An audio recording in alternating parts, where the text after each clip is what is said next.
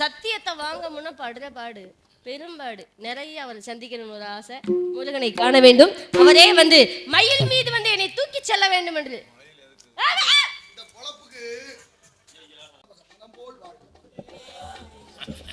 வாருங்கள் சுவாமி, என்றுமே நல்வர்வாக அமைட்டும்.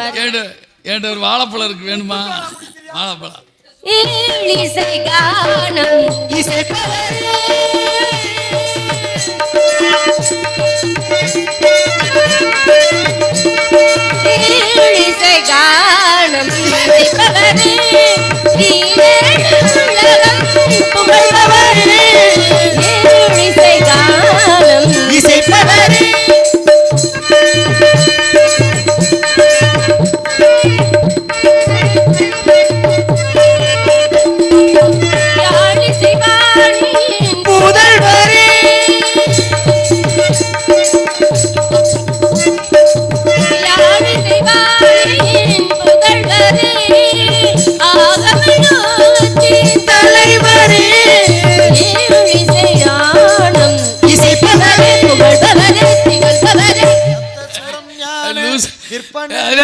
அந்த லூசு முட்டையை கூட்டிட்டு போடா.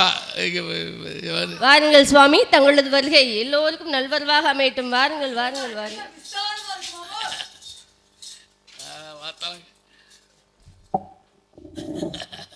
வாழ்க வாழ்க பல்லாண்டு வாழ்க முகநக நட்பது நட்பன்று நெஞ்சத்துள் அகநக நட்பது நட்பு என்றபடி வந்தவுடனேயே முகமலர்ச்சியான வரவேற்பு.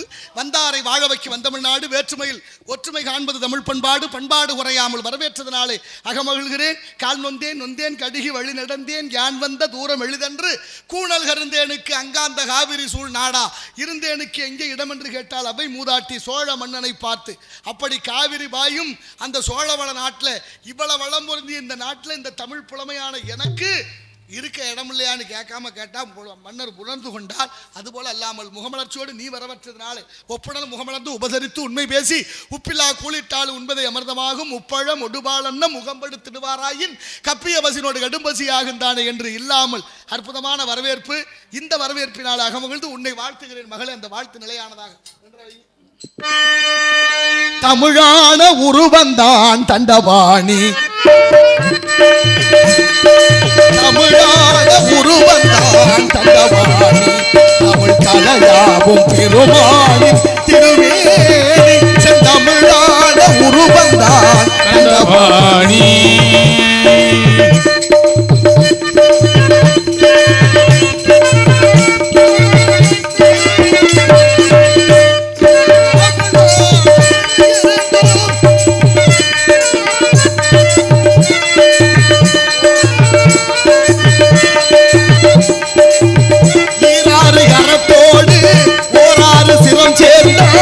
எண்ணிக்கை 60 18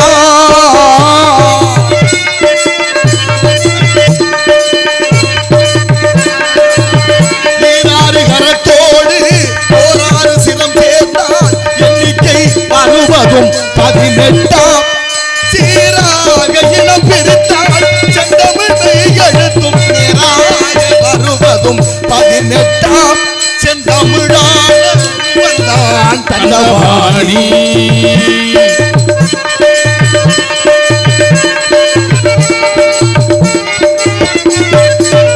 வெள்ளினம் தனை கோரும் அவன் நெஞ்சம் அவனை வாழ்த்திடில் நம்மை கண்டு பகையஞ்சும். வெள்ளினம் ஆறுபடை வீடாகும், வெள்ளினம் ஆறுபடை வீடாகும் முருகன் மேனியே செந்தமிழ் ஏடாகும் செந்தமிழான உருவந்தான் தண்டபாணி. ஒரெழுத்தே தமிழில் ஆயுதமாம் கையில் உலகின்ற வேல் முருகன் ஆயுதமா.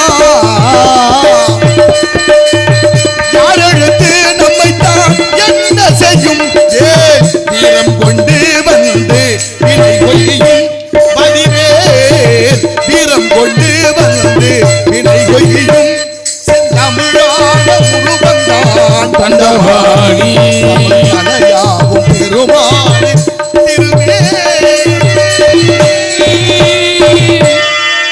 அழகான தமிழ் போல் நீயும் நிலையாக வாழும் என்றும் உள்ள தென்தமிழ் இயம்பி இசை கொண்டான் என்றது போல ஆகையினால இந்த உலகத்துக்கே மூத்த மொழியான தமிழ் மொழி எல்லா மொழியும் பிறந்து சிறந்தது, தமிழ் மொழியோ சிறந்தே பிறந்ததாம். என்னை நன்றாக இறைவன் படைத்தனன், தன்னை நன்றாக தமிழ் செய்யுமாறு நெஞ்சையல்லு சிலப்பதிகாரம் அணி ஆரம் படைத்த தமிழ்நாடு, வள்ளுவன் தன்னை உலகினுக்கு தந்து வான்புகள் கொண்ட தமிழ்நாடு, நெஞ்சையல்லு சிலப்பதிகாரம் அணி ஆரம் படைத்த தமிழ்நாடு, வடவேங்கடம் தென்குமரி ஆயிரை தமிழ் கூறும் நல்லுலகம். எவ்வளவு உயர்ந்தது! எங்கள் வாழ்வும் எங்கள் வளமும் அங்காத தமிழ் என்று சங்கே முழங்கு. சுந்தரரை பார்த்து சிவபெருமான் சொன்னாரா, அர்ச்சனை பாட்டே ஆகும் சுந்தரா, சொற்றமிழ் பாடுக என்றார் தூமரை பாடும் வாயார் என்று. வேதத்தை ஓதிய சிவபெருமான் தமிழ் ரொம்ப பிடிச்சதுன்னு சொன்னார் பாருங்க. அப்படிப்பட்ட மகத்துவம் வாய்ந்த மொழியான தமிழ் மொழி, தமிழ் கடவுளை வணங்குற உனக்கு வாழ்த்துவது கடமை. அந்த வகையில் உன்னை பற்றி சில விவரங்களை நான் கேட்க வேண்டும் என்ற ஆவா. கேட்கவா? கேட்கலாம் சுவாமி.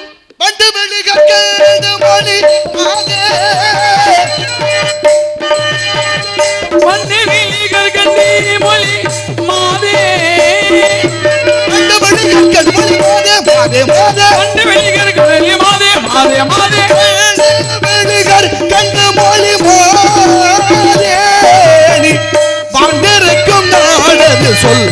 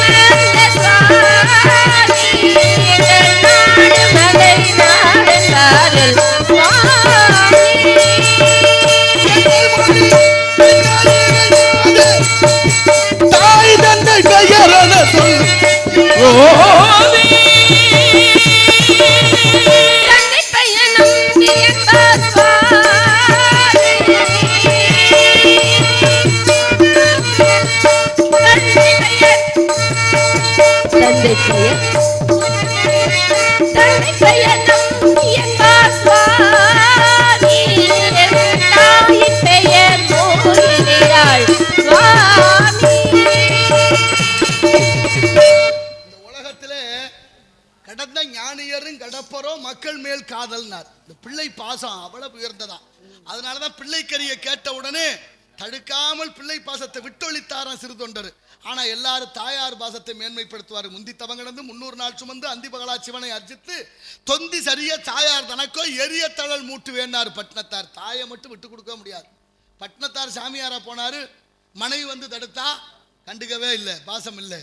சொற்றத்தார்களும் உறவினர்கள் தடுத்தார்கள், இல்லை. தாயாரும் தடுத்தா, உன்னை விட்டு போக மாட்டேன், தாய் கடன் ஒன்று இருக்கே, தாயாரே உன்னுடைய ஈமைக்கிரிய முடிகிற வரைக்கும் இந்த பூம்புகார் புகார் பட்டணத்தை விட்டு தாண்ட மாட்டேன்னு சத்தியம் பண்ண.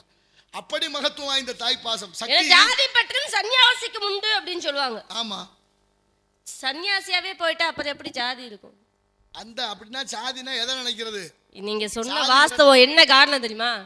சன்னியாசியா போனதுக்கு அப்புறம் என்ன ஜாதி பற்று அப்படின்னா, நீங்க சொன்னது போல பட்டினத்தார் தன்னுடைய தாய்க்கு செய்த ஈமக்காரியம் கடைசியில் வந்து செய்தார் பாத்தீங்களா, அதுதான் ஜாதி பட்டில். சன்னியாசியாவே நீ போனாலும் உன் குலவழக்கப்படி உன் தாய்க்கு நீ ஈமக்காரியம் செய்யணும். ஒரு புள்ள சாமியாரா போயிட்டான்னா தாய் காலில் விழுந்து வணங்கலாம், ஆனா தகப்பன் பிள்ளை காலில் விழுந்து வணங்கணும். அதனாலதான் இந்த தாய் பாசத்துக்கு அவ்வளவு மகிமை உண்டு. 7200 மணி நேரம் கருவில சுமந்தா, ஈ அடிக்காம இணைவு வட்டிலும் தொட்டிலும் மார்பிலும் தோல்மையிலும் முட்டை சிறகிலிட்டு தாளாட்டி சீராட்டி வளர்த்த தாயாருக்கா இந்த தணலை மூட்டுவேன்னு பாடினாரு. கடைசியா என்ன பண்ணார்? சுற்றத்தார் முன்னிலையிலே வாழை மரத்துல வச்சு முன்ன இட்டதி முப்புறத்திலே பின்ன இட்டதி தென் இலங்கையிலே அன்னை இட்டதி அடி வயிற்றிலே யாவும் இட்டதி மூழ்க மூழ்க மூழ்க ஒரு வெண்பாவில தாயை தகனம் செய்தார். தமிழ் என்ன செய்யாது? சிவனுக்கு 4 சக்தி இருக்கு. என்னென்ன சக்தி? அருள் சக்தி, போர் சக்தி, கோப சக்தி, புருஷ சக்தி. அருள் சக்தி உமாதேவியார், கோப சக்தி யாரு? துர்க்க. ஆனா போர் சக்தி காளி, புருஷ சக்தி விஷ்ணு. என்ன அண்ணன் மனைவி அன்னி, பொன்னன் மனைவி பொன்னி, வள்ளல் மனைவி வள்ளி. அது போல புருஷன் அப்படின்னா அப்பேற்பட்ட அரண். அரண் அப்படிங்கிற எதிர்பால் என்ன வருது? ஆண்பால் அரண்னா பெண்பால் அரின்னு வருது. அதனால அரணாருக்கு அரி அல்லாது அரணாருக்கு தேவை இல்லைன்னு சொல்லுவார்கள். என்னுடைய முருகப்பெருமானுக்கு 2 சக்தி இருக்கு. இச்சா சக்தி, கிரியா சக்தி. ஆமா, சத்து. 3வது ஒரு சக்தி வச்சிருக்காரு. ஆமா, ஞான சக்தின்னு வேலோட வச்சிருக்காரு தாய் கொடுத்து. அதான் ஞான பூரண சக்தி தரித்தருள் பெருமாளேன்னு அருணகிரியாருன்னு சொல்றாரு. அருணகிரிநாதர் சொன்னார். அப்பேற்பட்ட அருணகிரிநாதருக்கே முருகப்பெருமான் ஒரு வார்த்தையில் அவனுக்கு அருள் விமோச்சனம் கொடுத்தார். ஆமா, ஏங்க அவர் போய் அங்க கோபுரத்துல இருந்து விழணும்? முருகன் வந்து போனது திருவண்ணாமலைக்கு. ஆமா, சிவன் தானே காப்பாத்தி இருக்கணும். முருகன் வந்து ஏன் காப்பாத்துறாரு? அங்க முருகனா இருக்கார். திருவண்ணாமலையே அங்க இருக்கக்கூடிய சிவபெருமான் அக்னி கடவுளாக அங்க ஜோதி பிளம்பாக கார்த்திகை மாதம் ஏற்றக்கூடிய அந்த தீப ஒளி திருநாளாக அவனுக்காக தான் நம்ம தீப திருநாளை பெரிய கார்த்திகை கொண்டாடுறோம். அது சிவனுக்காக அங்க அக்னியே அங்க வச்சிருக்கக்கூடிய அந்த ஸ்தலத்துக்கு பெருமை சேர்க்கும் விதமாக கொண்டாடுறோம். அப்படி இருக்கையில சிவன் தானே காப்பாற்றிருக்கணும். ஏன் முருகன் வந்து திருவண்ணாமலையில காப்பாற்றி சும்மா இரு சொல்லறபவன் சொன்னாரு. 12 ஆண்டுகள் அமைதியா இருந்தவருக்கு எப்படி அப்படி ஒரு வாய்ப்பு கிடைச்சது? ஏன் 12 வருஷம் அமைதியாவே இருந்தாரு? எல்லாருக்கும் ஒரு திருவருள் உணர்த்துமா, காதோர நரைச்ச முடி கதை முடிவை காட்டுதுன்னு அது தசரதனுக்கு சொன்னது. அப்பவே உணர்ந்து தன் மகன் ராமனுக்கு நாட்டை முடிசூட்டி வைக்கணும்னு முடிவு செய்தார். எல்லாரும் நினைச்சதெல்லாம் நடந்துருமா? ஆமா, நினைப்பதெல்லாம் நடந்து விட்டால் தெய்வம் ஏதும் இல்லை. அதனாலதான் வச்சா அங்கே ஒரு வேலை. ஆனாலும் இந்த திருவண்ணாமலையில பிறந்த அருணனுக்கு அந்த மலை கோபுரத்திலிருந்து விழுகும் பொழுது சிவாசிவான்னு சொல்லியிருக்கலாம், இல்ல அம்மான்னு சொல்லியிருக்கலாம், இல்ல அப்பான்னு சொல்லியிருக்கலாம். ஏன் முருகான்னு சொன்னாரு? முன்வினை பயன் எல்லாமே ஊனாவில் தொடங்கினா. முதல்ல சொன்னேன் ஆனா ஊனா மானா ஆ ஊ மா. ஊனாவை முன்னால போட்டா ஊ மா ஆ உமா, உமா மகேஸ்வரன் வணங்கணும். இங்க மானாங்கிற எழுத்து அது வந்து என்னதுக்கு, அதாவது சம்காரம் செய்ய எழுத்து. ஆனா படைக்கிறது, ஊனா தான் காக்கிற எழுத்து. அதனாலதான் எல்லாருமே ஊனாவில் தொடங்கினாங்க. அகர முதல எழுத்தெல்லாம் ஆதி பகவன் முதற்றே உலகு. இப்ப அது போல உலக யாவலும் தாமுல வாக்கல்னு பாடுறாரு கம்பநாட்டாழ்வார். அதே போல உலகம் உவப்ப வளஞ்சேர் பிரிதொரு ஞாயிறு கடக்கண்டாங்கன்னு நக்கீரர் பாடுறாரு. ஆனா இங்க முத்தை தருன்னு ஏன் பாடினார்னா, மகர மெய் மேல உகர உயிரேறி மூ என்ற வார்த்தை வந்தது. உகர உயிரேறு வருதா இல்லையா? இம்மன்னா கூட்டல் ஊனா போட்டா மூணா வரும், வந்துருதா இல்லையா? அப்ப அதுவும் ஊனாவுக்குள்ள அடங்கி இருக்கு என்பதை உணர்த்துவதற்காக திருவள்ளுவர் உணர்த்தியது. விழுகும் பொழுதே முருகான்னு சொன்னாரு. முருகா பூச்செண்டு போல தாங்கி அருணகிரியாரை உட்கார வச்சு சும்மா இரு சொல்லற பவ. சும்மா இருக்க முடியுதா? யாராலையும் சும்மா இருக்க முடியுதா? அது எப்படி பேசிக்கிட்டு இருக்கே மனசு எங்கேயோ நினைக்கும். அது எப்படி சும்மா இருக்க முடியும்? தமிழ்ல தான்மா இவ்வளவு அர்த்தம் இருக்கு. சும்மாங்கிற 3 எழுத்து. என்ன அப்படி வந்தீங்க? சும்மா தான் வந்தேன். என்னங்க ஏதோ ஒரு சத்தமா இருக்கு? ஒன்றும் இல்லை, சும்மா தான் சத்தம் கேட்குது. ஆனால் என்னப்பா இதே வேலையா போச்சு, சும்மா சும்மா பேசிக்கிட்டு சொல்கிறோம்ல. கண்டிப்பா சும்மாங்கிற வார்த்தை எத்தனை இடத்துல பொருந்தது? ரொம்ப வேண்டாம். அடின்னு ஒரு எழுத்து இருக்கு. ஆனா டீனா சேர்த்தா அடி. என்ன அடி? அடிக்கிறது அடி, நடக்கிறது பாத அடி, அடி அளக்கிறது அடி. ஆமா, அடி மேல அடி வைத்து 4 அடி 2 அடி கற்றவரிடம் கையடி வாயடி செல்லாதடி. அடி மழை அடி. துவைக்கிற துணி நல்லா அடிச்சு துவை, அங்கேயும் அடி. ஆமா, அடியாத உள்ள படியாது, ஒரு அடி அடி. கண்டிப்பா ஒரு அடிதான். அடிங்கிற 2 எழுத்து இந்த தமிழ்ல இவ்வளவு மகத்துவமாக நிறைய விஷயங்களை நமக்கு கொட்டி கிடக்கு. அவ்வளவு பெரிய தாத்மம் வாய்ந்த 5 கண்டத்துல இல்லாத ஒரு சிறப்பு. எங்க உலகத்திலே எழுத்துக்கள் அதிகமாக கொண்ட தமிழ் மட்டும்தான். எல்லா எழுத்துக்களுக்கும் எண்ணிக்கை வந்து அளவு குறைஞ்சுதான் குறையும். ஆனா ஆங்கிலத்துல கூட 26 எழுத்து தான் உண்டு. ஆனா தமிழ்ல மட்டும் தான் பாருங்க 247 எழுத்துக்களை கொண்டு பெருமை மிக்க கொண்டது அந்த தமிழ் மட்டும். தமிழ பாருங்க, படித்தேன் படித்தேன் தமிழ் படித்தேன் சொல்லுவாங்க. ஏன் அப்படின்னா தமிழை படிக்கும் பொழுது தேன் போல இனிக்குமா. செந்தமிழ் நாடனும் போதினிலே இந்த தேன் வந்து பாயுது காதினிலே, தந்தையர் நாடனும் பேச்சினிலே புது சக்தி பிறக்குது மூச்சினிலே அடிச்சனார்கள். இதுலதான் மழலை மொழி, மதலை மொழி, குதலை மொழின்னு இருக்கு. நீங்க வழக்கு சொல்றதுக்கு பாருங்க. வழக்கு சொல் எது? இப்ப சுருக்கமா வெத்தலை வாங்கிட்டு வாங்கன்னு சொல்றான். அதுக்கு பேர் வெத்தலையா? வெற்றிலை இருக்குல்ல. காலமேக புலவர் தீரங்கத்துல இருந்து சரி நாகப்பட்டினம் போறாரு. எதுக்கு போறாரு? அங்க ஒரு புத்தர் சிலை இருந்துச்சு. புத்தர் சிலை மேல அங்க ஒரு பொண்ணு இருந்தா, அது ஒரு வேலையா போறார். போற போது அங்க என்ன பண்றாரு? அங்க ரொம்ப பசி மயக்கம், நடந்தே போன களைப்பு. களைப்புல எங்கேயாவது சோறு கிடைக்குமா சாப்பிடலாம்னு பாக்குற. பசி வந்தா 10 பறக்குமே. கண்டிப்பா அப்படியே தேடிக்கிட்டே போறாரு. இந்த பிள்ளையெல்லாம் விளையாண்டுக்கிட்டு இருக்கா. சின்ன பிள்ளைலாம் அந்த காலத்துல கோழி குண்டு விளையாடுவாங்கல்ல. இந்த விரல்களை இப்படி மடக்கி அதை அடிக்கிறதுனால நரம்பு தூண்டப்படுது, மூளைக்கு வேலை கொடுக்குது. இதெல்லாம் பயிற்சியா இருந்துச்சு. இப்பெல்லாம் யார் அப்படி விளையாடுறது? நாங்களாம் இப்படி விளையாடுற பிள்ளைகளை தான் பாக்குறோம். இதெல்லாம் இந்த விரலுக்குள்ள அவ்வளவு மகத்துவம் இருந்தது. நரம்புக்கு தூண்டுதல் வச்சிருந்தான் பாருங்க. காதை அப்படி இழுத்து ஓம் என்ற புள்ளி வச்சிட்டோம்னா இந்த இந்த மதத்துக்கே உள்ள ஒரு பெரிய சிறப்பு. இந்து மதத்துக்கு பிறந்ததுக்கான நம்ம அர்த்தமே நம்மளுடைய தோடு அணிவித்தல். ஓம் என்று இம்மன்னாவுல இவ்வளவு வசனம் பேசலையே நீங்க காது ஊத்தாம இன்னி ஒட்டு தோடு போடுது. அப்ப போனவர் என்ன பண்றாரு? சோறு கிடைக்குமான்னு பாக்குறாரு. பிள்ளைய பாக்க இந்த கோழி குண்டு விளையாண்டுகிட்டு இருக்காங்க பிள்ளைங்க. சரி, அந்த பிள்ளைகளை பார்த்து கேட்கறான், தம்பியெல்லாம் சோறு எங்க விக்கும்னு கேட்டாரு. சோறு எங்கே விற்கும் அப்படிங்கிற அர்த்தத்துல இவர் வழக்கமா சும்மா வழக்கு சொல்ல சோறு எங்கப்பா விற்கும் அப்படின்னு கேட்கிறாரு. பயலுக கொஞ்சம் குறும்பா சொன்ன, சோறு தொண்டையில விற்கும்னு. பரவாயில்லையே, சோறு எங்க விற்கும்னா சோறு தொண்டையில விற்கும். பொறை ஏறி போயிரும்ல. பொறை ஏறுதல்னா எதுக்கு சொன்னாங்க? பேசாதியம்பாங்க. ஏன் சாப்பிடும்போது உணவு குழாயில் செல்லக்கூடிய அந்த சோற்றுப்பருக்கையாகப்பட்டது தண்ணீர் குழாய் வழி அந்த காற்று வழியே செல்லும் போது நம்மளுக்கு புறையேறும். மூச்சு குழாய் வேற, உணவு குழாய் வேற. அதுலயே குழல் வந்து வேற வேற இருக்கும். மூச்சு குழாயில பேசிக்கிட்டே சாப்பிட்டோம்னா கொஞ்சம் விலகிடுச்சுனாலும் புறையேறி இங்க மேல நம்மளுக்கு பாதிப்பு ஏற்படும். அப்ப மூச்சு காத்து வர்ற வழியில உணவு போற போது அடைக்க ஆரம்பிச்சுன்னா அடைச்சுனா பிரச்சனைங்கிறத அதை நமக்கு சொல்லி கொடுத்தா யாரோ நினைக்கிறான்னு. அதனாலதான் சாப்பிடும் போது பேசாம சாப்பிடுன்னு சொல்றது. இப்பெல்லாம் பேசினாத்தே சாப்பாடு உள்ள இறங்குது. அதுல காதுல வச்சுக்கிட்டு பேசினாத்தே இறங்குது. பசித்து புசின்னா அந்த கிழவி பசிச்சாதான் சாப்பிடணும். இப்ப நேரத்துக்கு சாப்பிடணும் கொண்டு வந்து விட்டாங்க. அப்படி சாப்பிடக்கூடாது, தப்பு. இப்ப என்னாச்சு, அவர் கேட்டாரு சோறு தொண்டையில வைக்கும்னு இந்த பயலுக சொன்னாங்க. இப்ப கோவப்பட்டு எழுத ஆரம்பிச்சார். பாக்கு தரித்து விளையாடும் பாலகருக்கு நாக்குன்னு எழுதினார். உலகத்திலே பயங்கரமான ஆயுதம் அது நாக்குதான். நயவஞ்சகனின் நாக்கு. எல்லார் நாக்கையும் சொல்லல, எல்லாம் நிலைகட்டு போன நயவஞ்சகரி நாக்கு தானதுன்னு பாடினார்கள். அப்ப அந்த நாக்குன்னு எழுதிட்டாரு. சாப்பிட்டு வந்து எழுதலான்னு போனாரு. பிள்ளைய கொஞ்சம் விவரமான பிள்ளைய, சின்ன பிள்ளை வெல்லாம வீடு வந்து சேர அப்படின்னா என்ன அர்த்தம்? வெல்லாமைனா வெற்றி அடையாம இல்ல, வெற்றி வருவார்கள் என்று அர்த்தம். அதனாலதான் சின்ன பிள்ளை வெல்லாமல் வீடு வந்து சேர மாட்டார்கள். சிறு துளியும் பெருவெள்ளம். அதனாலதான் சிறு பிள்ளை அதான் முயலும் வெல்லும் ஆமையும் வெல்லும் முயலாமை வெல்லாது. முயலாமை வெல்லாது. அப்ப அந்த பிள்ளையை எழுதுறாங்க, நாக்கு நன் நிலையில் விழ நாகேசான்னு எழுதி வைத்து விட்டாரு. இது மாதிரி சிறைய சிறப்பு. அப்புறம் தான் போறாரு. போற இடத்துல அந்த புலவர்கள், தண்டிகை புலவர்கள் 60 பேருக்கு தலைமை புலவர் ஒருத்தர் இருந்தாரு. அவர் பேரு அதிமதுரம். அவர் பல்லாக்கில் வரும்போது இவர் பக்கத்துல கடையில உட்காந்துக்கிட்டு ஏதோ சாப்பிட்டுக்கிட்டு இருக்காரு. அந்த நேரத்துல எல்லாரும் வந்து சொல்றாங்க, அதிமதுர கவிராயர் பராக், அதிமதுர கவிராயர் பராக்னு சொல்லணும். இவர் சொல்லல. ஒருத்தர் ஓடி வந்து எங்க ஐயா வர்றாரு, நீங்க சொல்லுங்க, வணக்கம் சொல்லுங்க. அப்படிலாம் சொல்ல முடியாதுன்னு ஒரு பாட்டை பாடுறாரு. அடுத்து ஒரு பாட்டை பாடுறாரு, காட்டு சரக்குலையில் காரமில்லா சரக்கு கூட்டு சரக்கதனை கூறுன்ட்டார். நீ என்னையா பெரிய ஆளு, காட்டு சரக்குல காரம் இல்லாத சரக்கு அதிமதுரம், உன் பேரும் அதிமதுரம், நீ ஒரு கையில வச்சாவே இனிக்கு இங்க தொண்டை குழியில சர்க்கரையை விட 50 மடங்கு சுவை. இப்படி தமிழ் புலமையால் இரட்டை மொழி பாடல்கள் கிடைத்தது. அரிகண்டம் யமகண்டம் எல்லாம் வெற்றி பெற்று வந்ததுனாலதான் நமக்கு கிடைச்ச காளமிக புலவருடைய பாட்டு கிடைச்சது. எத்தனையோ புலவர்கள் அங்கே நீங்க சொன்ன போல எத்தனையோ நூல்கள் ஏற்றிருக்காங்க. எத்தனை நூல்கள் இருந்தாலும் ஒரு நூலை படித்தால் அத்தனை நூலுக்கு சமமான ஒன்றுதான். அதான் திருவள்ளுவர் இயற்றிய திருக்குறள் ஒன்று. அந்த திருக்குறளை ஒரு நாளைக்கு பிள்ளைங்களை ஒரே ஒரு குறளை படிக்க சொன்னாலே போதும்.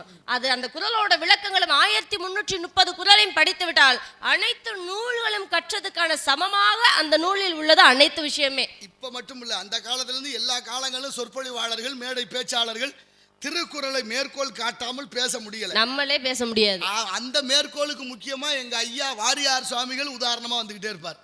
அவர் தான் நிறைய விடயங்கள். நீங்க ராமர் அயோத்தியிலிருந்து மிதிலைக்கு போறார், ஜனகன் மகள் சீதாதேவியை கல்யாணம் பண்றதுக்கு. சரி, 450 மைல். இப்ப அயோத்தியிலிருந்து சீதையை திருமணம் பண்றதுக்குதே போனாரா?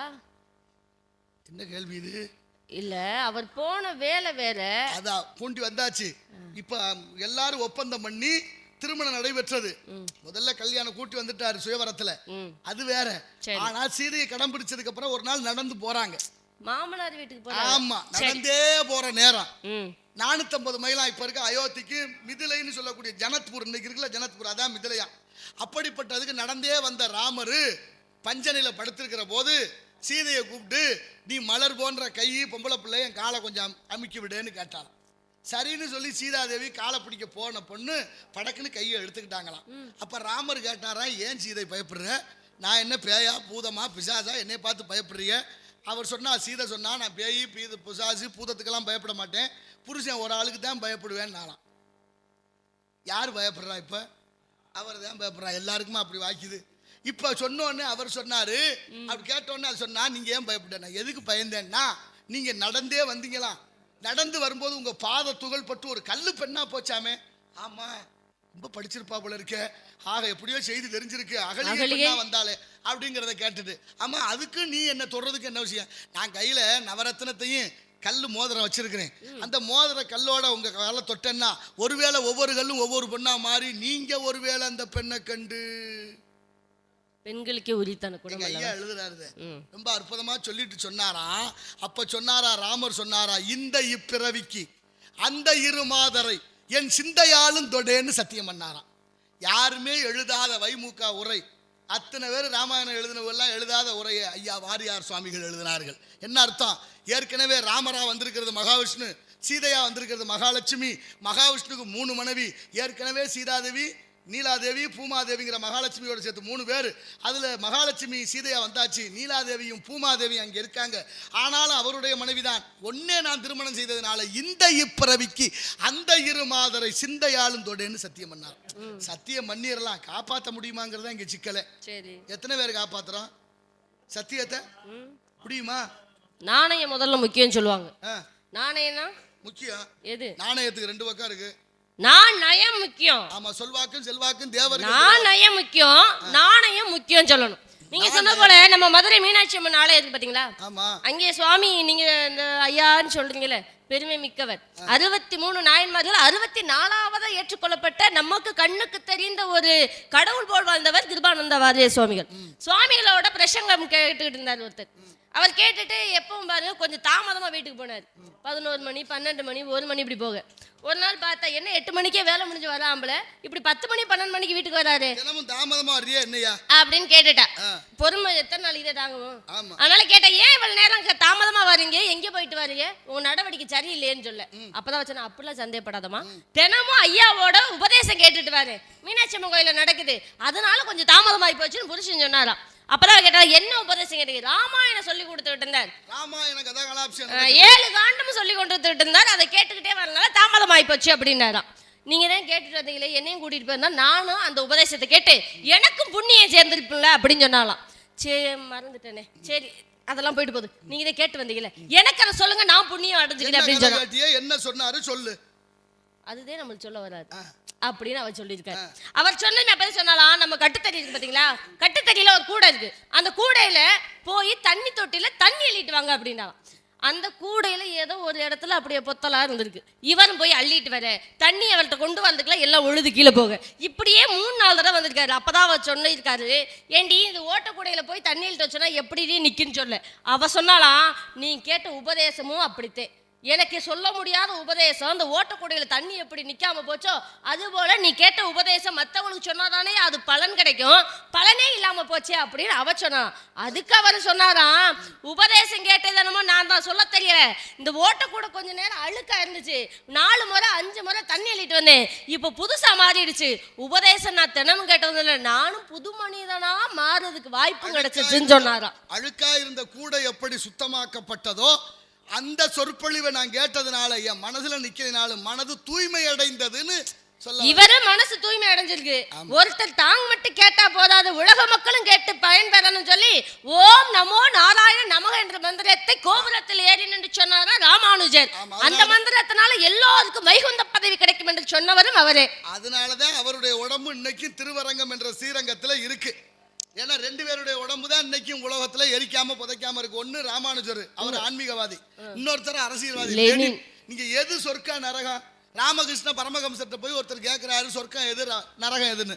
அவருக்கு ஒரு கதை மூலமா விளக்கம் சொன்னாரா, சொர்க்கம் நரகம்னு 2 இருக்குப்பா. அப்ப நரகத்துல ரொம்ப பேர் துன்பப்படுறாங்க. சரவணா முருகன் வந்துட்டார். அப்ப எங்கிட்டு போனாலும் முருகனுடைய பெயர். அதிகமா முருகனை விரும்பிட்டோம்னு வச்சுங்க, முருகன் நமக்கு அடிக்கடி உணர்த்திக்கிட்டே இருப்பாரு. முருகன் நேரா வர்றது இல்ல, இந்த மாதிரி சரவணான்னு போகும், திடீர்னு வேலு மயில் வரும், சேவல் கூட வரும், இருக்க பயமேன்னு காட்டும். அப்படி சில விஷயங்கள் நமக்கு உணர்த்திக்கிட்டே இருப்பார். அது நான் கண்ட உண்மை, நான் அறிந்த உண்மை, உணரும் உண்மை, நானும் உண்மை. அப்ப என்ன பண்றாரு அவர் சொன்னாரு நரகம். இப்ப நரகம்னா என்ன, சொர்க்கம்னா பல காரணம் உதாரணம் நிறைய சொல்லலாம், ஒரு சுருக்கமா சொல்றேன். இப்ப நரகத்துக்கு ஒரு அடியார் போனாராம். அடியார் போய் நரகத்துல இருக்க மக்களை எல்லாம் பார்த்து, இப்படி துன்பப்படுறீங்க, ரொம்ப பசியோட இருக்கிறீங்க, உங்களுக்கெல்லாம் சாப்பாடு கொடுக்கலாம் நான் விரும்பி 1000 அண்டா நெய் சோறு கொண்டாந்து வச்சிருக்கேன், சக்கரை பொங்கல் விட்டு நல்லா தித்திப்பா இருக்கு சாப்பிடுங்க அப்படின்னாரு. சக்கரை பொங்கலை சாப்பிடுங்கன்னு சொல்லிட்டு ஒரு நிபந்தனை வச்சாரு, கையை மடக்காம சாப்பிடணும் அப்படின்ட்டார்.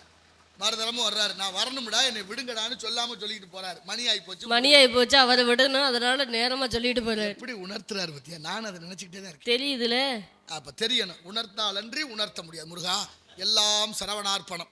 அப்ப என்ன பண்றாரு, கையை மடக்காம சாப்பிடுங்கன்னு சொல்லிட்டாரு. சொல்லிட்டு போய் சொர்க்க 1/2 மணி நேரத்துல வந்துடுறேன்னு போயாச்சு. இப்ப சொர்க்கத்துக்கு போனாரு, அங்கேயும் அதே மாதிரி சோறு வச்சுட்டு அதே நிபந்தனையை சொன்னார், எல்லாரும் சாப்பிடுங்க, கையை மடக்காம சாப்பிடுங்கன்னு சொல்லிட்டு போயிட்டார். இப்ப அங்க சொல்லிட்டு இங்க வந்து பார்த்தா நரகத்துல இருந்த யாருமே சாப்பிடல. ஏயா சாப்பிடல, சோறு இருக்கு அப்படின்னு கேட்குறாங்க அவரு. அதுக்கு அவங்க சொன்னாங்க, ஐயா சாப்பிட சொன்ன நீங்க கையை மடக்கப்படாதுன்னுட்டிய, கையை மடக்காம எப்படி சாப்பிட்றதுன்னு தெரியாம இருக்கிறோம்னாங்க. அப்படியா? நீங்க எல்லாரும் என் கூட வாங்கன்னு சொர்க்கத்துக்கு கூட்டிட்டு போனாரு. அங்க போய் பார்த்தா 1000 அண்டா நெய் சோறு சக்கரை பொங்கல் எல்லாம் தீர்ந்துருச்சு. நீங்க எல்லாம் சாப்பிட்டியெல்லாம் சாப்பிட்டோம். எப்படி சாப்பிட்டிய? கையை மடக்கப்படாதுன்னு சொன்னேன்னு அவர் சொன்னாங்க பாருங்க. கையை மடக்கப்படாதுன்னு சொல்லிட்டீங்க, அதனால நான் அள்ளி சாப்பிட முடியலை. நான் அள்ளி அப்படியே அவருக்கு ஊட்டினேன், அவர் அள்ளி எனக்கு ஊட்டினாரு. அப்படியே நாங்கள்லாம் ஒருத்தருக்கு ஒருத்தர் ஊட்டிக்கிட்டோம், சாப்பாடு தீர்ந்துருச்சு, பசியும் தீர்ந்ததுன்னார். இப்போ என்ன சொல்ல வருது கதை? நம்ம மட்டும் சாப்பிட நினைச்சதுனால உங்களால் சாப்பிட முடியலை, அதான் நரகம்.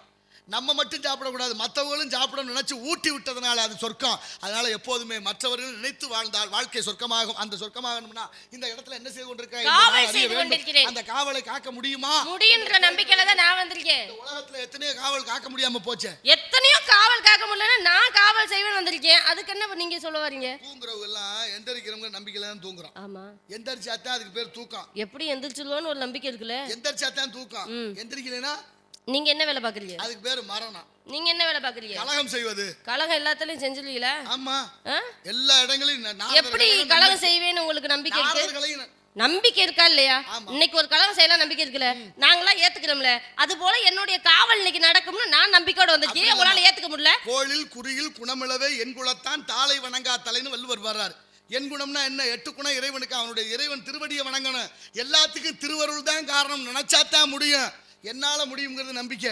என்னால மட்டும்தான் முடியும் நினைச்சோம்னா அது ஆணவம். இது என்னால முடியும்னு சொல்றது என்னுடைய நம்பிக்கை, முருகன் மீது வச்சிருக்க நம்பிக்கை. நான் திணைகளை காத்துக்கொண்டு எம்பெருமான் முருகனுக்காக படைக்கக்கூடிய பொருளுக்கு நான் காவல் செய்து கொண்டிருக்கிறேன். கடலை காத்தா முடியல, அசமுக்கு மலையை காத்தா முடியல, இலங்கையில் அங்கனி காத்தா முடியல, பாலைவனத்தை தாடாய காத்தா ஏன் முடியல? 4 மணிக்கு பிரம்ம நேரத்தில் அப்படி அபசகுணமா பேசுறீங்க. முடியும் முடியும் சொல்லவும் தானே.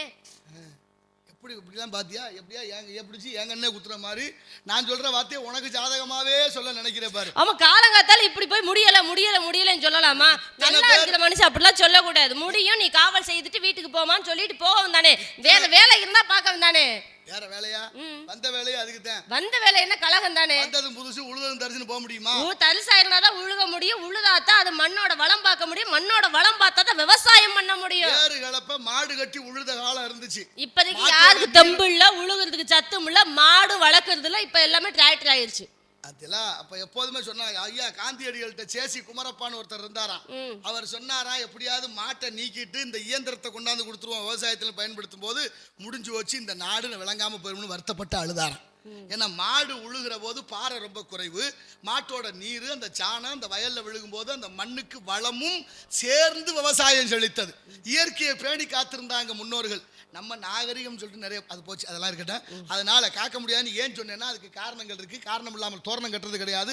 எல்லா சொல்லும் பொருள் குறித்தனவை என்பது காரணம் இல்லாம தோரணம் கட்ட முடியாது. அந்த தோரணமே மாவிள்ளையும் வேப்பிள்ளையும் சேர்த்து கட்ட வேண்டியது. இப்படி நம்ம மின்சாரத்துல கட்டி பார்க்கல, அந்த நிலைமைக்கு ஆயிருச்சு. இப்ப மறுபடியும் ஏன் காரணம் தோரணம் போயிட்டு இருக்கு?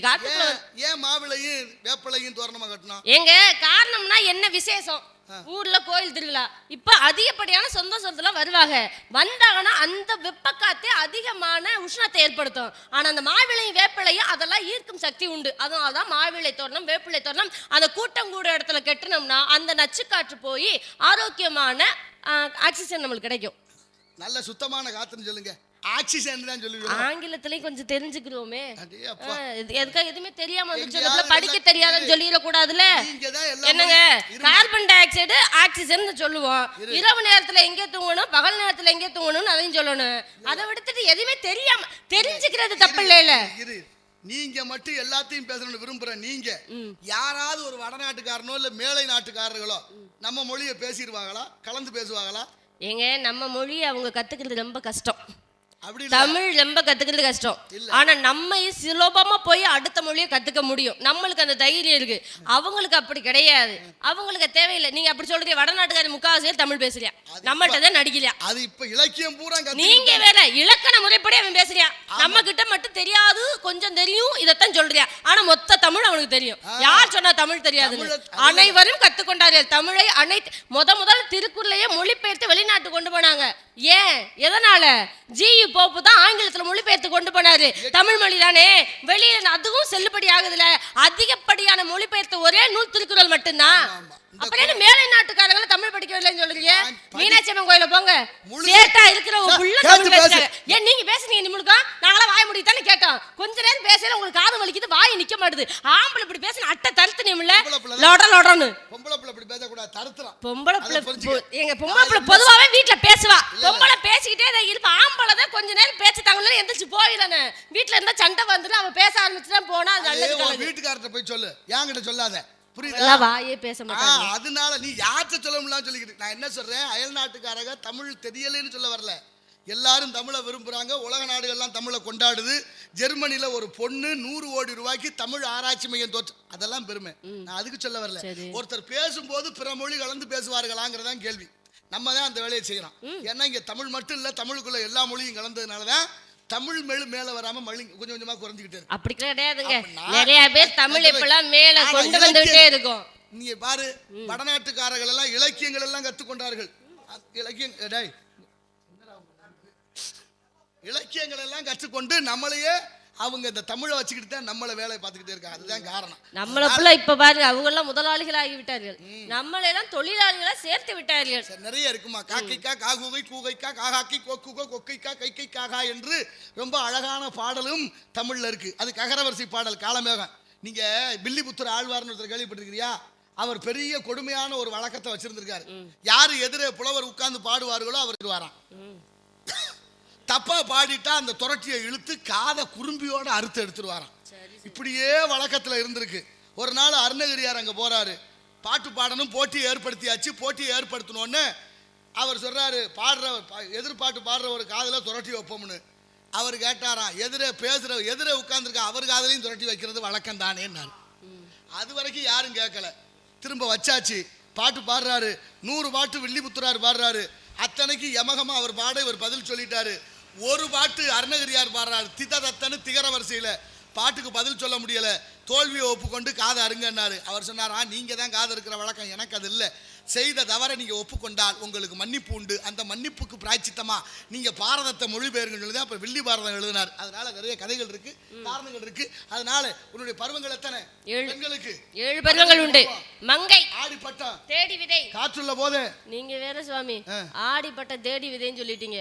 ஐப்பசி வந்தும் கூட மழை இல்ல, எல்லாரும் வானத்தை பார்த்துக்கிட்டு எங்கிட்ட விதைக்கிறது. இதெல்லாம் என்ன காரணம்? என்ன காரணம்? ஏன் மழை இல்லாம போச்சு சொல்லுங்க.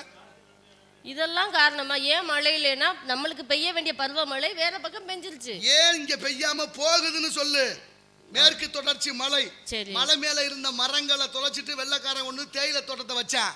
மழை அறுவடை குறைஞ்சிச்சு, பருவநிலை மாறி போச்சு. காரணம் மனிதனுடைய ஆசை, பேராசையின் காரணத்தான். வேதம் ஓதிட்டு வேதி ஒரு கொர்மலை, நீதி மன்னர் நெறியின் ஒரு கொர்மலை, மங்கையருக்கு ஒரு மலை இருக்குல்ல, மும்மழை பெய்தது மாதம். இப்ப வருஷம் மும்மலை கூட கிடையாது. வருஷத்துக்கு 3 மலை யாருக்கு பெய்ஞ்சிச்சு? வேதம் அரிசி விட்டுட அந்தனருக்கு ஒரு மலை, வருஷ தப்பிய மன்னனுக்கு ஒரு மலை, புருஷனை கொண்ட பூவையருக்கு ஒரு மலை என்று வருஷத்துக்கு 3 மலை. இதெல்லாம் மாறி போறதுக்கு யாரு காரணம்? மனிதனுடைய பேராசை. இன்னைக்கு மேற்கு தொடர்ச்சி மலையான கன்னியாகுமரி ஓரத்தில் இருக்க மலையை வெட்டினோன்னு, மலையை புறம் உடைச்சி அள்ளணுன்னு ஐயா காமராஜர் கட்டின அந்த தொட்டிப்பாலம் நடுக்க முற்றிருக்கிறார். இன்னைக்கு ஆய்வு தெரியுமா உங்களுக்கு? 2 மலையை இணைச்சி அந்த தண்ணியை கொண்டு வந்து தமிழகத்துக்கு கொண்டு வந்து சேர்த்து வச்ச அந்த பாலம் இன்னைக்கு நடுங்கி இருக்கு மலையை உடைச்சதுனால. யாராவது அதை பத்தி கவலைப்படுறீங்களா? மழை இல்லைன்னு வருத்தப்படுறீங்க, ஏன் இல்லைங்கிறத நீங்க யோசிக்கலையே. அதெல்லாம் வாஸ்தவம் தான். வச்சு நடுங்கடான்னா 2 வருட காலமாக நம்மளுக்கு ஒரு நோயின் அறிகுறியால் வந்து நம்ம வெளியே வர முடியாத ஒரு சூழ்நிலை இருந்துச்சு. ஐயா இங்க வாங்க சுவாமி. இந்த கொரோனான்னு ஒண்ணு வந்துச்சு பாத்தீங்களா? 2 வருஷமா நம்ம எல்லாம் வெளியிலேயே வரல. பெரிதும் பாதிக்கப்பட்டது நம்மளுடைய தொழில் மட்டும்தான். ஆனா அந்த நேரம் கடந்த பிறகு அடுத்து மழை சரியா பெய்தது. ஏன்னு சொல்லுங்க. 2 வருஷம் கழிச்சு நம்மளுக்கு மழை சரியா பெஞ்சிச்சு. ஆனா 2 வருஷம் நம்ம எல்லாரும் வீட்டுக்குள்ள தான் முடங்கி இருந்தோம். வாகனங்கள் போக்குவரத்து எல்லாம் குறைச்சு, மாசுபாடு ரொம்ப குறைஞ்சு, தொழிற்சாலைகள் இல்லை, வாகனங்கள் அதிகமானது இல்லை, அந்த புகை மண்டலம் ஓசோன் படலத்தை தாக்கவில்லை. அதனால் பெய்ய வேண்டிய பருவமழை 2 வருடமா சரியா பெய்யுது. ஆனா இப்ப எல்லாமே சலைகளாக மாறி விட்டதுனால இந்த பருவமழையும் நம்மளுக்கு பெய்யல. இந்த வட்டம் விவசாயம் துன்பத்துக்கு காரணம் ஆசை. அதனால பருவமழை பெண்ணோட வாழ்க்கைக்கு என்ன வேணும்? உனக்கு ஒரு மாப்பிள்ளை பார்த்து வந்திருக்கேன். மாப்பிள்ளை இவ்வளவு நேரம் பேசினீங்களே, ஒரு வார்த்தை முன்னாடியே சொல்லியிருந்தா எங்க அம்மா அப்பாட்ட கேட்டு மாப்பிள்ளை பார்த்து வந்திருக்காரு, ஜாமி ஏதோ சொல்றாருன்னு கேட்டு சொல்லியிருப்பேன். இப்படி தனியா அந்த பொம்பளை பிள்ளை அடிச்சா நியாயமா? ஆமா, ஜாதகம் பார்த்து நாள் குறிச்சு முகூர்த்தத்துல கல்யாணம் அவங்க வழக்கம் உண்டாக்கும். இல்ல பிடிச்சிருந்தா கூட்டிக்கிட்டு அப்படி போற பிள்ளைகளை நான் ஒரு மாப்பிள்ளைய பார்த்து உலகம் அறிய ஊர் அறிய ஒரு கல்யாணம். நான் தான் சொல்றேன், எங்க வழக்கம் பிடிச்சிருந்தா நாங்க கூட்டிக்கிட்டு போயிடுவோம். நீங்க என்ன ஊர் அறிய உலகம் அறிய ஜாதகம் பார்த்து நல்ல நாள் பார்த்து மணமேடை போட்டு எங்களுக்கு திருமணம் பண்ணி வைக்க நீர் யாரு? யாரா? ஆமா, அப்படி ஒரு கேள்வி கேட்கலாம். ஏன் கேட்டா என்ன? எங்க அப்பனா இல்ல எங்க அம்மாவா எங்க சித்தப்பனா பெரியப்பனா மாமாவா மச்சானா நீர் யாரு எமக்கு நீங்க மாப்பிள பாக்குறதுக்கு? உன்னை பெத்தப்பாவும் சரியில்லை வளர்த்தப்பனும் சரியில்லை. அதெல்லாம் நீங்க பெத்தப்பா சரியில்லையா? இந்த சித்தப்பன் தான் உனக்கு கல்யாணம் பண்ணி வைக்கணும். இந்த சித்தப்பான் சொல்றது பேச்சே வேணாம். எனக்கு இந்த மாப்பிளையும் வேணாம் திருமணம் வேணாம். அப்பாவோட பிறந்து வரல அஷ்டமா சித்துக்கள் கற்றவர்கள் என்று ஒரு பேர் இருக்கு. சரி சரி. கற்றவன் ஒரு தந்தை பேணி வளர்த்தவன் ஒரு தந்தை கல்வி கற்றவன் ஒரு தந்தை. இந்த வகையில கைத்தாய் மெய்த்தாய் பாராட்டு தாய் சீராட்டும் தாய் செவிலித்தாய் 5 அப்பா 5 அம்மா இருக்காங்க. எனக்கு இப்ப என்ன வயசு போச்சுன்னு திருமணத்துக்கு வேமா? 4 போச்சுன்னா வாரம் போகும்ல, அதனால போச்சுன்னா மாசம் போகும்ல, போயிட்டு போகுது. மாசம் போனா வருஷம் போகும்ல. எனக்கா வருஷம் போனா வயசு போகுது. ஏங்க மாப்பிள்ளை எனக்கா பிடிச்சவரா வர வேணாமா? சரி ஒரு நிபந்தனை சொல்றேன். நல்லா படிச்சிருக்கணும், நிறைய படிப்பு படிச்சிருக்கணும். வாத்தியார்மா ஆசிரியர். அப்படியா? வசதியா இருக்கணும். வசதி ஆமா. எவ்வளவு இருக்கணும்?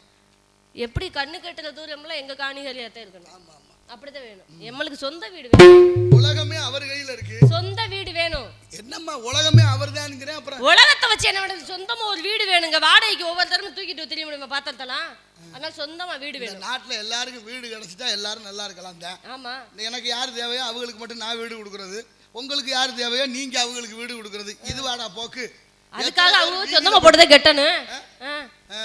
அதனாலதான் சொல்றேன். கேட்ட நிபந்தனை இருக்கா இல்லையா? அவங்க அப்பா தங்கத்துல வீடு கட்டி வச்சிருக்காரு. அவங்க அப்பா கட்டி வச்ச பிள்ளைக்கு கொடுப்பாங்களா? அப்ப சொத்து பிள்ளைக்கு தானே. ஒருத்தரா இருந்தா பரவாயில்ல, 9 பேரா இருந்தா எப்படி சொத்தை பிரிக்க முடியும்? அப்படிலாம் நீ கவலைப்படாத. உனக்கு என்ன வேணுமோ சவள சௌபாக்கியம். சரி அதெல்லாம் போயிட்டு போதே. என்னை திருமணம் பண்ணி முடிச்சுட்டா மத்த எந்த பொம்பளை ஏறு எடுத்து பார்க்க கூடாது. நம்மள அவர் பார்க்க கூடாது. நீங்க எப்படி? நாங்களும் பார்க்க மாட்டோம். அவரே வந்ததுக்கு அப்புறம் நாங்க எப்படி? எப்போதுமே பக்கத்துல நீ உட்கார்ந்துட்டு வச்சுக்க, உனக்கு அந்த எண்ணம் வராது. அவரு அந்த எண்ணத்துல இல்லாதவர். அதனால அப்பா வள்ளல் அம்மா வள்ளி. அப்பா ஒரு பக்தருக்கு 5 லட்சம் கொடுக்குறாருன்னா கூட இருக்க நீ பத்தாதுங்க இன்னொரு 5 லட்சம் சேர்த்து கொடுங்கன்னு சொல்ற அளவுக்கு உனக்கு மனசு விளங்கியோட எங்க சொத்து பத்தெல்லாம் மொத்தமா போறதுக்கு அதுக்காக. அது சரி, நாங்க கஷ்டப்பட்டு உழைப்போமா? அவங்க வள்ளியா வள்ளலாம். அழகன் புலகன் குக்கடகதாரி சேயோன் செட்டி மகன் செவ்வேல் அப்பேற்பட்ட முருக கடவுள் உனக்கு மணவாளன். ஏற்கனவே ஒருத்திக்கு மணவாளனே அடுத்தவ புருஷனை பார்த்துட்டு வந்துட்டு மணவாளன் சொல்லாதீங்க. மாங்காய் புடிச்ச நடிக்கிற பாரு. அடுத்து அதுக்கு தானே வந்திருக்கு. அப்புறம் ஏன் நீ விரும்புற? நான் விரும்புறேன்னு உங்கள்ட்ட சொன்னனா? முகத்துல தெரியுதே. முகத்துல என்ன தெரியுது? உன்னை வசீகரிக்க வருகிறார் வசீகரன். என்னையெல்லாம் வசீகரிக்க முடியாது. நான் யாரை வசீகரிச்சத உண்டு? அந்த பகலும் இந்த அவஸ்தையை நீ விடுத்து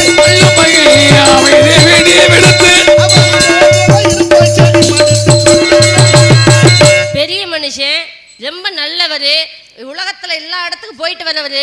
நீங்க ஒரு தினத்தந்தின்னு கேள்விப்பட்டேன். ஆமா, தினமும் ஒரு தந்தி கொண்டு செல்வீங்க இல்ல? தந்தியோட தாமதமாக வதந்தி ரொம்ப வேகமா போகுது. அதெல்லாம் வேணாம் நம்மளுக்கு. அதனால நான் உங்களை மரியாதை குறைவா இது வரைக்கும் பேசியிருக்கேன். போங்க வாங்க தானே பேசியிருக்கேன். எப்பவுமே எந்த மேடையில உங்களுக்கு மரியாதை நிமித்தம் நான் பண்ணதே கிடையாது.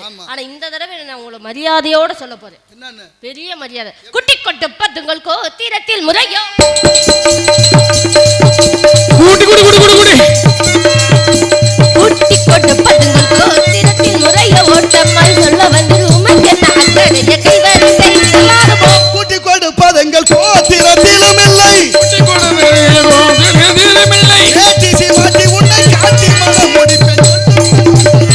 காட்டில மனம் முடிப்பீங்களா?